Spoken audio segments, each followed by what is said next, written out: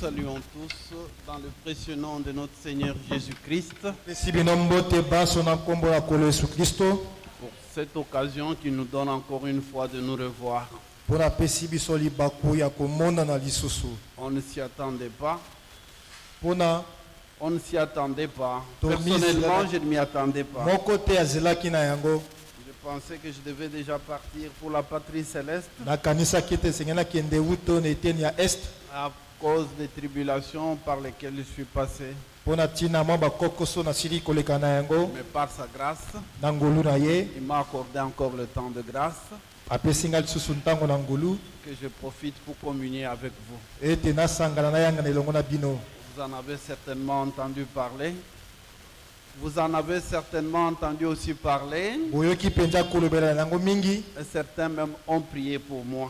Que le nom de notre Dieu soit loué. La parole a déjà été lue et même prêchée. Ajoutons-y encore une parole. Pourquoi pas deux autres? Pourquoi pas deux autres? Puisque l'Écriture dit que la parole de Dieu habite en vous abondamment. Amen. Amen. C'est une épouse parole que le Seigneur viendra chercher. La première écriture que je vais lire se trouve dans Actes des Apôtres chapitre 19. Le verset 2. Mais pour avoir le contexte, lisons entièrement. Pendant qu'Apollos était à Corinthe, Paul, après avoir parcouru les hautes provinces de l'Asie, arriva à Éphèse.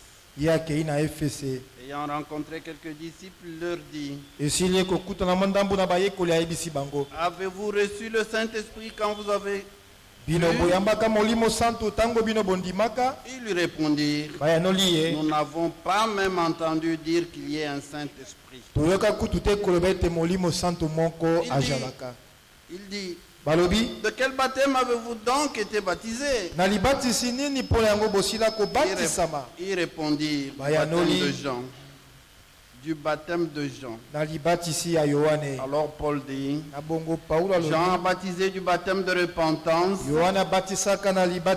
au peuple de croire en celui qui venait après lui, c'est-à-dire en Jésus. Sur ces paroles, ils furent baptisés au nom du Seigneur Jésus. Lorsque Paul leur eut imposé les mains, le Saint-Esprit vint sur eux. Ils parlaient en langue et prophétisaient. Ils étaient en tout environ 12 hommes. Ajoutons la deuxième écriture, celle d'Ésaïe 52.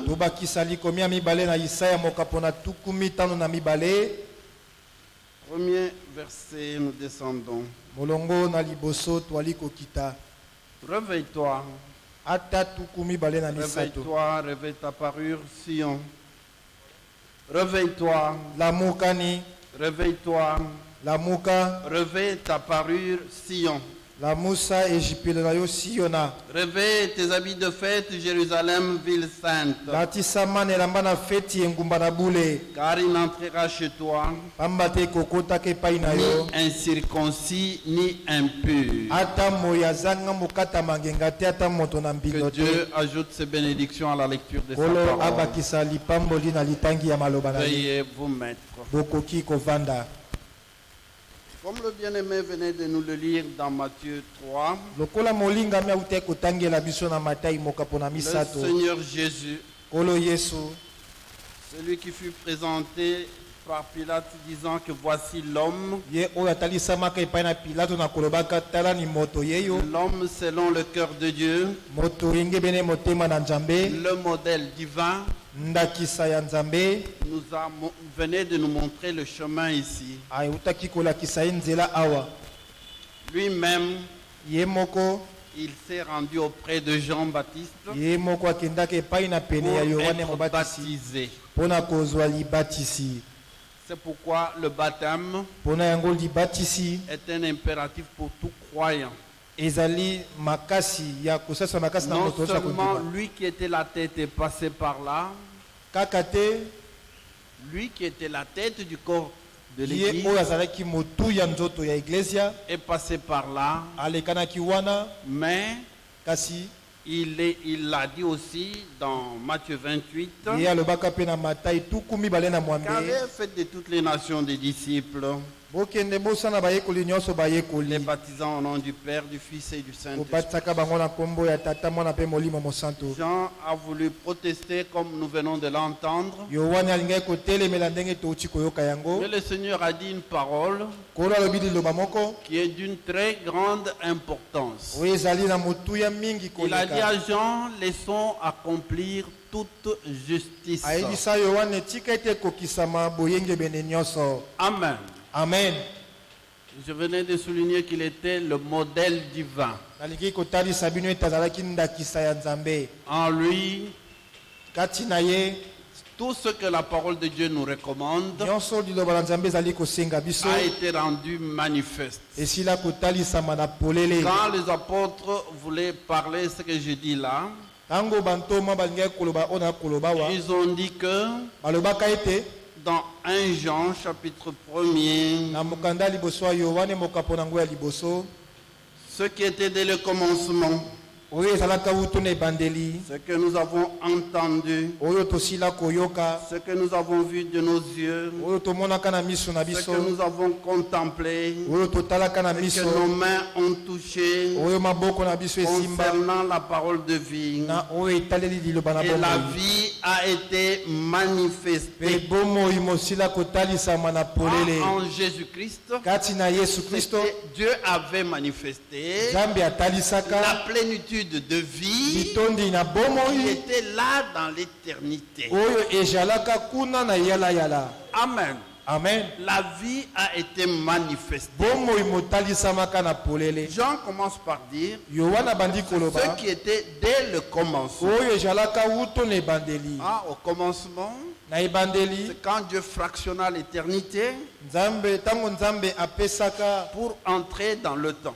Qu'est-ce qui se trouvait là au commencement? Nous le savons tous. Au commencement était la parole. Ce corps théophanique que Dieu créa, qui était à côté de Dieu. Et quand Dieu l'habita, quand Dieu habita ce corps-là, celui qui voyait la parole, celui qui voyait ce corps-là, il voyait Dieu. C'était la parole qui était au commencement. Jean dit que ce que nous avons entendu, à un moment donné, ça a été l'objet de prédication. Les apôtres l'ont reçu comme prédication. Et à un moment donné, c'est ce que nous avons vu dans nos yeux. Oui, ça a été rendu manifeste. La parole qui était au commencement, qui était avec Dieu, qui était Dieu, a été faite chair. Alors ils l'ont vu de leurs yeux. Nous avons contemplé et que nos mains ont touché concernant la parole de vie. La vie a été manifestée. Nous l'avons vu. Et nous rendons témoignage. Et nous vous annonçons la vie éternelle qui était auprès de Dieu et qui nous a été manifestée. Amen. Amen. Bien-aimés frères et sœurs, Jésus-Christ vécut lui-même ce qu'il nous prêchait. Jésus-Christ a vécu lui-même sa prédication. La vie a été manifestée. Nous, parfois, nous pouvons dire des choses et ne pas arriver à les mettre en pratique. Mais il n'en était pas ainsi avec lui. La parole a été rendue manifeste. C'est que dans cet exemple vient de montrer dans Matthieu 3 pour le baptême. Le bien-aimé l'a très bien relevé. Le sacrifice devait être lavé. En tant que parole, il devait aller auprès du prophète. Amen. Amen. Oui. Ça s'est accompli. Il a été baptisé. Et après son baptême, quelque chose a eu lieu. Le ciel s'est ouvert. Le Saint-Esprit est descendu sous forme d'une colonne. Bien-aimés frères, dans tout cela, nous voyons le chemin. Pas étonnant qu'il ait dit que je suis le chemin. S'il lui a été baptisé, pourquoi moi je ne peux pas prendre le baptême? Non, il nous a montré le chemin. Je ne pense pas qu'il y ait au milieu de nous ici quelqu'un qui ne soit pas passé par ce chemin. Prêcher la bonne nouvelle à toute la création. Celui qui croira, qui sera baptisé, sera sauvé. Amen. Amen. Ça, je pense que tous nous sommes passés par là. Maintenant, le souci que j'ai dans mon cœur, c'était dans Apocalypse et dans Acte 19 que nous venons de lire.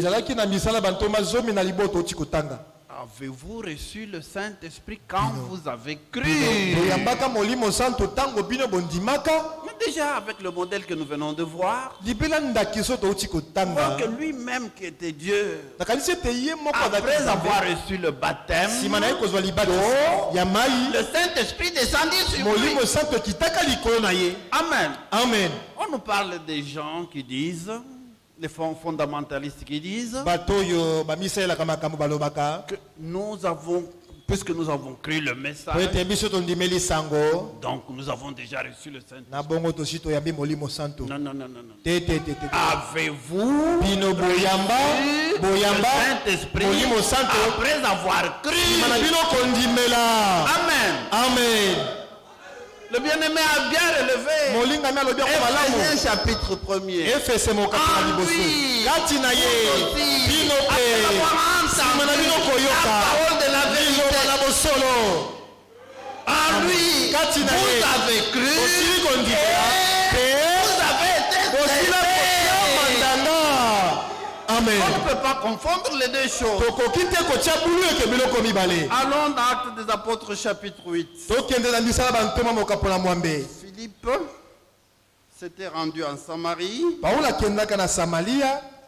Nous sommes dans Actes des Apôtres chapitre 8 au verset 5. Philippe étant descendu dans la ville de Samarie, il prêcha le Christ. Amen. Les foules tout entières étaient attendives à ce que disait Philippe. Parce qu'elles apprirent les miracles qu'il faisait. Les esprits impurs sortaient, plusieurs démoniaques, beaucoup de paralytiques et de mortels furent guéris. Il y a une grande joie dans cette ville. Allons au verset 14. Ceux-ci, verset 14, les apôtres étaient à Jérusalem. Ayant appris que la Samarie avait reçu la parole de Dieu, il envoyait Pierre et Jean. Ceux-ci, arrivés chez les Samaritains, prièrent pour eux qu'ils reçoivent le Saint-Esprit. Le Saint-Esprit n'était encore descendu sur ils avaient seulement été baptisés au nom du Seigneur Jésus. Alors Pierre et Jean leur imposèrent les mains et ils reçurent le Saint-Esprit. Amen. Amen. Ces deux expériences marchent toujours ensemble. La réception du scellement de l'esprit, c'est un impératif pour faire ressortir la chose. À quoi ça servait de sortir de l'Égypte pour mourir dans le désert? La pensée, ce que Dieu avait dit à Abraham, sa postérité ira en esclavage dans un pays étranger. On va les faire souffrir pendant 400 ans. À la 4e génération, on les ferait sortir pour les ramener dans le pays que le Seigneur avait donné à Abraham. Amen. Amen. Nos pères ont mangé la manne. Quelle nourriture vous nous donnez? Ils ont mangé la manne. Mais ils sont en chemin. Bien-aimés frères, ça n'est pas utile pour un élu de se contenter d'être baptisé au nom du Seigneur Jésus. Il y a un appel céleste. C'est comment que Paul le dit. Allons dans Philippiens chapitre 3. Oui. Nous sommes dans Philippiens chapitre 3. Au verset 13, au verset 12 même, il dit: ce n'est pas que j'ai déjà remporté le prix ou que j'ai déjà atteint la perfection, mais je cours pour tâcher de le saisir. Puisque moi aussi, j'ai été saisi par Jésus. Frère, je ne pense pas l'avoir saisi, mais je fais une chose. Oubliant ce qui est en arrière, ce qui est en avant, je cours vers le but. Il y a un but pour lequel nous courons. Quel est ce but-là? Pour remporter le prix de la vocation céleste de Dieu en Jésus-Christ.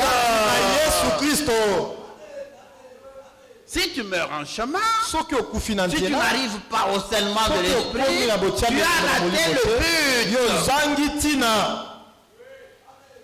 Bien-aimés frères, Romains 8, verset 11. Romains chapitre 8. Commençons même par le verset 9 de Romains 8. Commençons par le verset 5. Ceux en effet qui vivent selon la chair s'affectionnent aux choses de la chair, tandis que ceux qui vivent selon l'esprit s'affectionnent aux choses de l'esprit.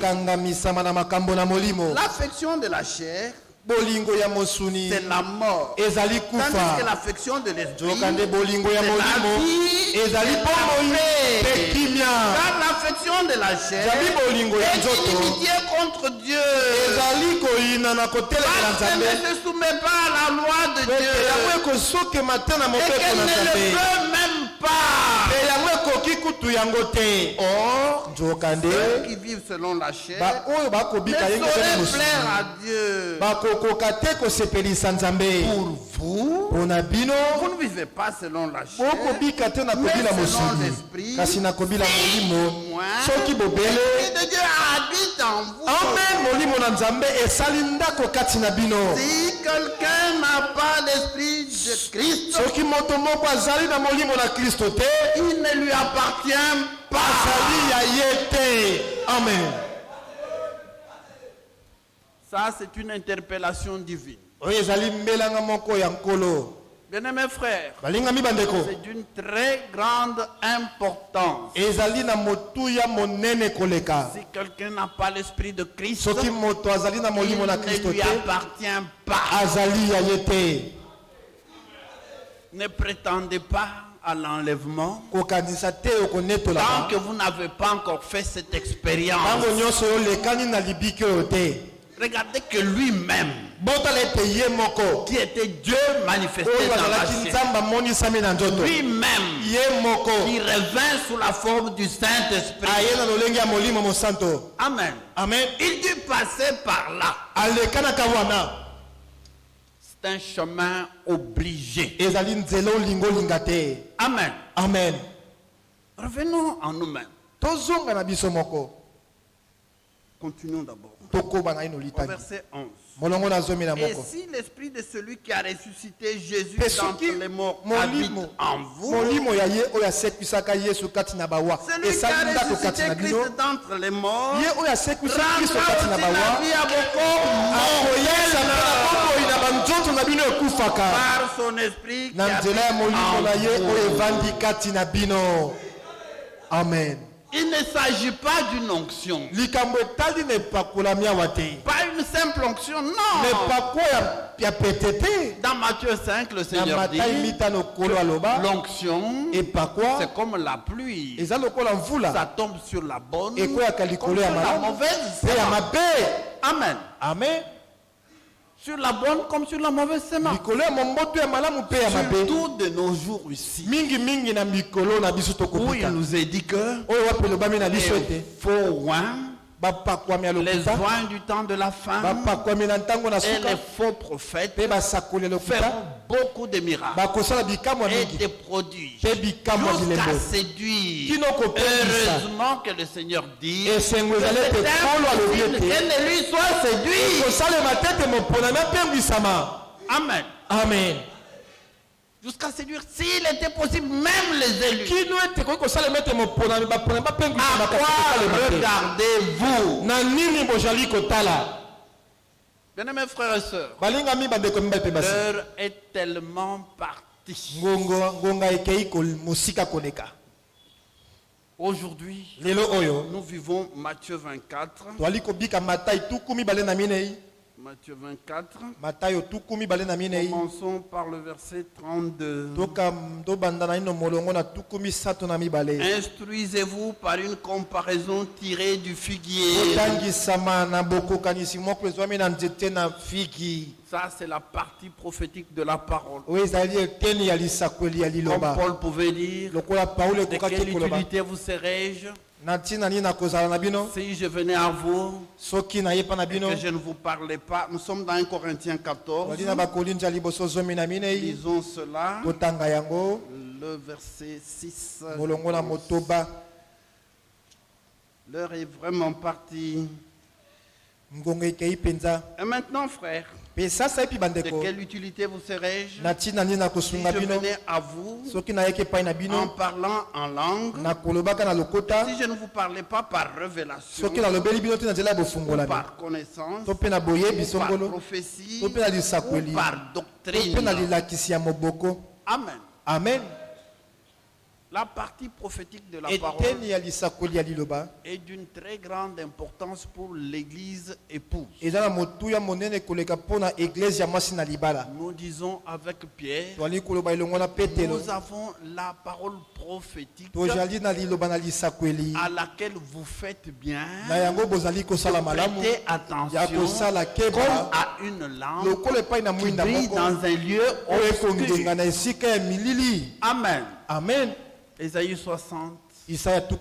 Amen. Les ténèbres couvrent la terre, l'obscurité les peuples, mais sur toi, Amen. ta gloire apparaît.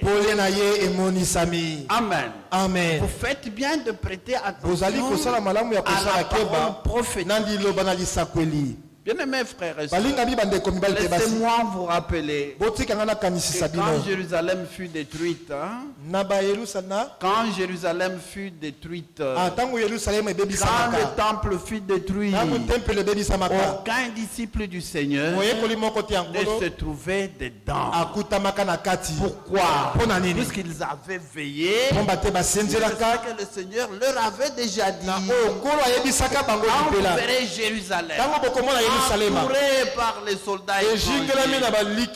Sachez que la réponse à la question qu'ils avaient posée, quand est-ce qu'il ne restera pas pierre sur pierre de ce temple comme vous l'avez dit? Alors le Seigneur leur répond, quand vous verrez Jérusalem par des soldats étrangers, sachez que ce moment-là est arrivé.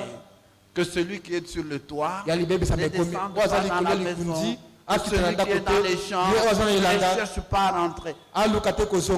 Veillant sur cette parole-là, quand ils ont vu Titus venir avec son armée et entourer Jérusalem, les disciples s'étaient regardés. Ils ont dit, mais voilà ce que le Seigneur nous avait dit.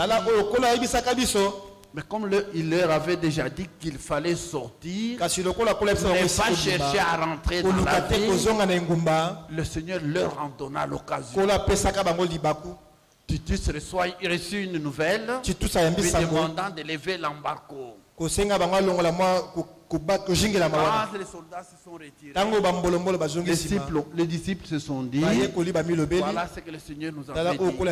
Tous sortir. Et après leur sortie, Titus reçut l'ordre de revenir et de serrer maintenant. Cela alla jusqu'à la destruction du temple. Dans Matthieu 24, le même Seigneur nous prévient aussi.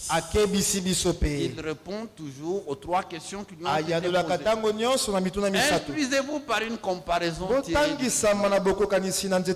que ces branches deviennent tendres et que les feuilles poussent, vous savez qu'elle était proche. De même, quand vous verrez toutes ces choses, sachez que le Fils de l'homme est proche à la porte. Amen. Amen. Dites-moi un peu. Dans quel domaine pouvez-vous jeter les regards et ne pas voir s'accomplir la parole prophétique? Dans quel domaine? Dans la politique? En Israël? Où? Déjà, quand nous parlons ici, on nous dit que tout ce qu'il faut pour la construction du troisième temple est prêt. Dernièrement, on a retrouvé même l'arche de l'Alliance. Elle continue à avoir les mêmes effets qu'elle avait il y a 2000 ans. La Bible, Dieu prouve que la Bible est un livre historique. Ces choses qui sont dites ici ne sont pas des histoires. Imaginez qu'on a retrouvé l'arche de l'Alliance. Ceux qui l'ont touché, certains sont morts, d'autres sont malades. Dans quel domaine allez-vous jeter les regards?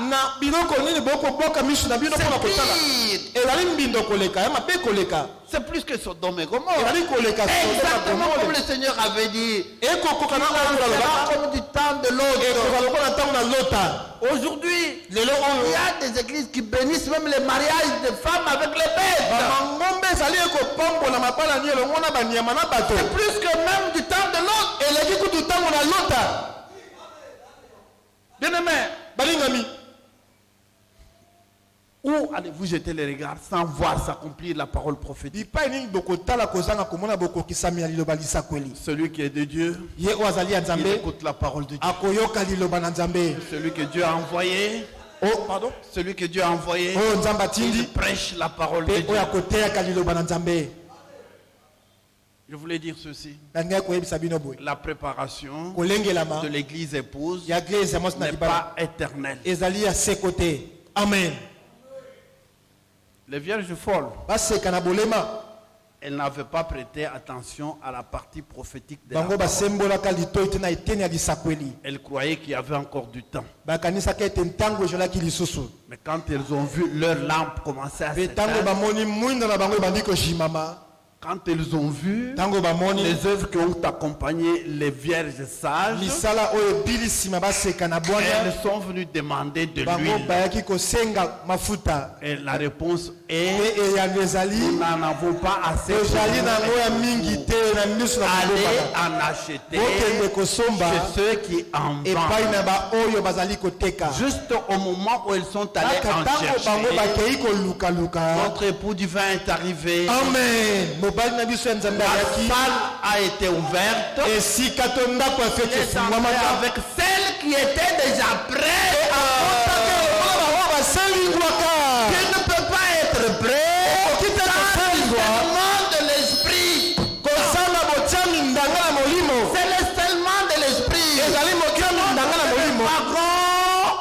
Que le wagon sera ouvert qu'à destination.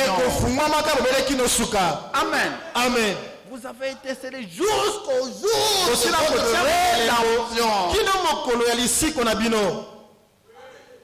C'est maintenant ou jamais. Elles sont allées, elles ont acheté chez ceux qui en vendent. Elles sont revenues avec: oh Seigneur, Seigneur. Oh Kolo. La réponse est: c'est maintenant ou jamais. Je connais un homme de Dieu de cette ville. Il disait que dans ce jour, il n'y avait que 2 personnes qui étaient scellées de l'esprit. Pour lui, ce n'était que frère Alexis Barlier et frère Franck qui étaient scellés du Esprit. Quand la chose est arrivée aux oreilles de Wald Franck, il l'a fait venir. Il lui a dit: bien-aimé, entre dans la chambre. Enferme-toi jusqu'à ce que tu l'aies reçu.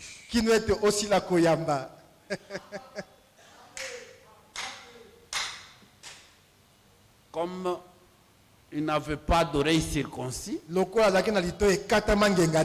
n'avait pas écouté.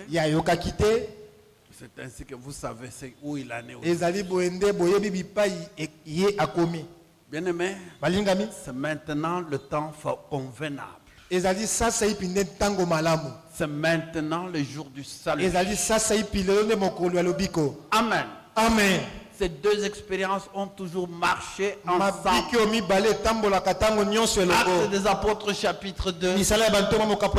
Repentez-vous, que chacun de vous soit baptisé au nom de Jésus-Christ pour la rémission de vos péchés. Et vous recevrez le don de l'Esprit. Car cette promesse n'est pas seulement pour les apôtres, mais pour leurs enfants, mais pour tous ceux qui sont loin, en aussi grand nombre, le Seigneur en appellera. Est-ce que le Seigneur vous a aussi appelé? La promesse est aussi pour vous. Amen. Amen. Amen. Voyez que les apôtres qui étaient restés à Jérusalem, quand ils ont appris que la Samarie avait reçu la bonne nouvelle, les gens, afin que la chose soit au complet. Quand ils sont arrivés, ils leur ont imposé les mains. Pourquoi imposition de main? Pourquoi l'imposition de main? C'était des Juifs. Mais dans la maison de Corneille, c'était les gens des nations. Pendant que Pierre parlait, Amen. Amen. Bien-aimés frères, l'heure est partie, tellement partie. Dans Luc 11, Luc chapitre 11, là le Seigneur nous dit, il dit: quel est parmi vous le père qui donnera une pierre à son fils s'il demande du pain? Ou s'il demande un poisson, donnera-t-il un serpent au lieu d'un poisson? Ou s'il demande 9, lui donnera-t-il un scorpion? Si donc méchant comme vous l'êtes. Si Dieu t'appelle méchant, dis Amen. Amen. Celui qui sait ôter ta méchanceté. Amen. Moi, je ne suis pas. Tu vas rester dans cet état-là. Tu vas rester dans ton état. Que le méchant abandonne sa voix. Dis Amen. Amen. Je veux abandonner ma voix. Dieu est celui qui connaît tout. Le son de nos cœurs et nos reins. Amen. Amen. Bien-aimés frères, si donc méchant comme vous l'êtes, vous savez donner de bonnes choses à vos enfants. À combien plus forte raison, le Père Céleste donnera-t-il le Saint-Esprit à ceux qui le lui demandent. Amen. Amen. Non seulement par imposition de main, non seulement pendant la prédication chez les nations, mais il vous a aussi dit de lui demander. C'est ce que Walt Frank avait dit à ses serviteurs. Entre dans ta chambre, toi, ne sors de là que quand tu l'auras reçu. Tant que vous n'avez pas l'Esprit du Seigneur, vous ne lui appartenez pas. Personnellement, je souhaiterais, même si je pense l'avoir déjà reçu, que je fasse comme dans Actes des Apôtres chapitre 4. Vous connaissez le Sanhédrin qui interdit à Pierre et à Jean de prêcher, qui leur pose des questions. Le Sanhédrin leur posait des questions. Par quel pouvoir vous avez guéri cet homme? Vous connaissez la chose. Au verset 29, Actes des Apôtres. Et maintenant, Seigneur, vois leur menace et donne à tes serviteurs d'annoncer la parole de Dieu avec une pleine assurance en étendant ta main pour que se fasse des guérisons, des miracles, des prodiges par le nom de ton saint serviteur Jésus. Et maintenant le verset 31. Quand ils durent prier, ils étaient assemblés. Amen. Ils furent tous remplis du Saint-Esprit et ils annonçaient la parole de Dieu avec assurance. Voyez-vous que ce même Dieu-là est présent aussi aujourd'hui. Tout dépend de la disponibilité de vos cœurs. Moi je crois que Jésus-Christ est le même ce soir. Si tu crois, verras la gloire de Dieu. Bien-aimé frère, le bien-aimé l'a relevé.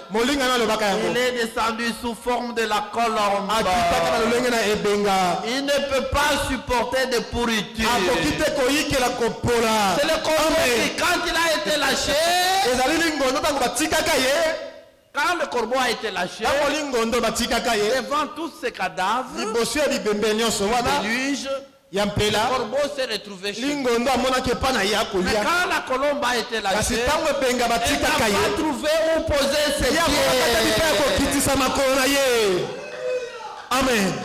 Bien-aimés frères, que Dieu nous donne un esprit de sagesse et de discernement des choses les meilleures. Amen.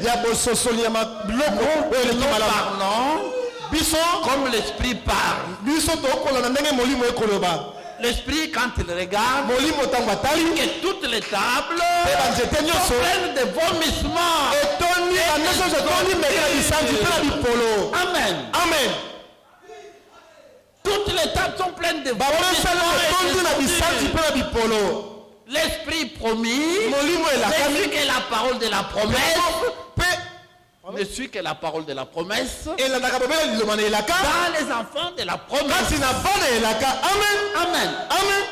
Derrière chaque parole, Si il y a l'esprit. Et ça va Si c'est la parole de vérité. Notre salut. L'esprit de vérité. Vivra la parole de vérité. Amen. Amen. C'est pourquoi Jude a dit, je suis senti conduit à vous écrire pour combattre pour la foi qui a été donnée pour toute Amen. Amen. Il n'y a qu'une seule foi. Il n'y a qu'un seul évangile. L'évangile éternel. Amen. Amen. Des autres choses, ce sont les gens qui veulent troubler. Mais lui ne peut pas être troublé. Ésaïe 34 dit que, lisons cela. Ésaïe 34. Ésaïe 34 dit au verset 16, consultez le livre du Seigneur et lisez. Aucun d'eux ni l'un ne manqueront. Pourquoi cela? Dans la bouche du Seigneur, c'est son esprit qui les a rassemblés. Il nous a rassemblés. Nous ne sommes pas venus de nous-mêmes. Il y en a un qui a dit,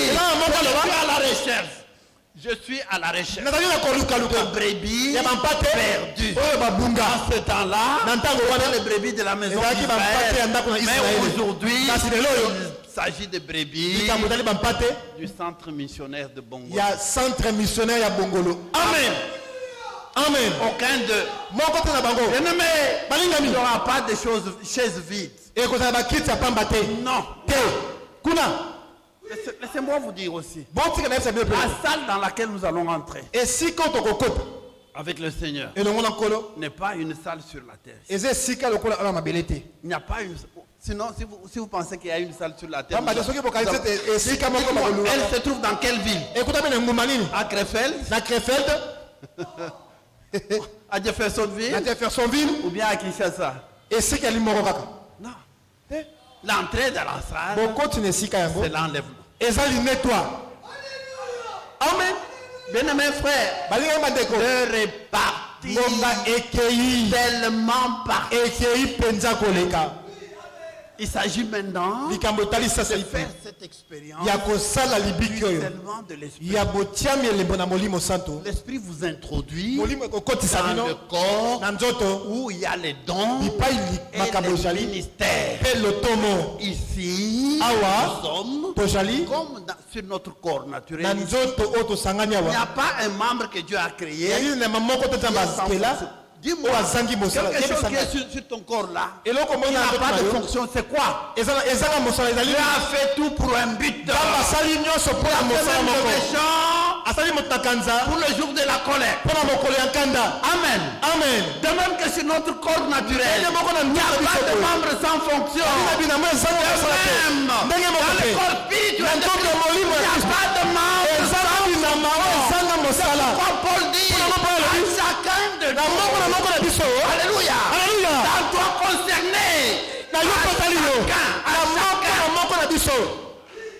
Lisons 2 Pierre chapitre 1er. 2 Pierre chapitre 1er. Commençons par le verset 5. À cause de cela même, faites tous vos efforts pour joindre à votre foi la vertu, la connaissance, à la connaissance la maîtrise de soi, à la maîtrise de soi, la patience. Allons directement au verset 8. Car si ces choses sont en vous et ils sont avec abondance, elles ne vous laisseront pas oisifs. Amen. Amen. Si ces choses sont en vous, ils sont avec abondance. Elles ne vous laisseront pas chômeurs. À chacun de nous, l'Esprit a donné. Bien-aimé, il y a 9 dons de l'Esprit. Il y a aussi les 9 faces de fruits de l'Esprit. Ces choses accompagnent chaque enfant de Dieu véritable qui a fait l'expérience du scellement de l'Esprit. Le Seigneur est prêt. Nous sommes encore sous un ciel ouvert. Amen. Le Seigneur a dit, celui qui croit en moi, comme disent les saints Écritures. Il a commencé par une merveilleuse parole. Nous sommes dans Jean chapitre 7, au verset 37. Le dernier jour, le grand jour de la fête, le dernier jour, le grand jour de la fête. Jésus, se tenant debout, s'écria, si quelqu'un a soif, qu'il vienne à moi. Amen. Si quelqu'un a soif, c'est un besoin naturel. C'est un besoin naturel. Avez-vous compris que sans lui, vous ne lui appartenez pas? Avez-vous compris que sans lui, tu ne peux pas ressusciter de mort? Et si tu seras parmi les vivants, ton corps ne peut pas connaître la transmutation. La foi vient de ce que nous entendons, de la parole de Christ. Amen. Bien-aimés frères et sœurs, c'est maintenant le temps favorable. C'est maintenant le jour du salut. Au temps favorable, je t'ai exaucé. Au jour du salut, là où tu es incapable, le Seigneur est prêt à te secourir. Amen. Amen. Tout est devant toi. Tout est là, mon frère. Tout est devant toi, ma soeur. Le Seigneur veut que tous les élus, reçoivent son esprit. Amen. Il fera en sorte que cela se fasse ainsi. Que notre Dieu vous bénisse. Et qu'il bénisse un peu de paroles dans vos cœurs. Amen.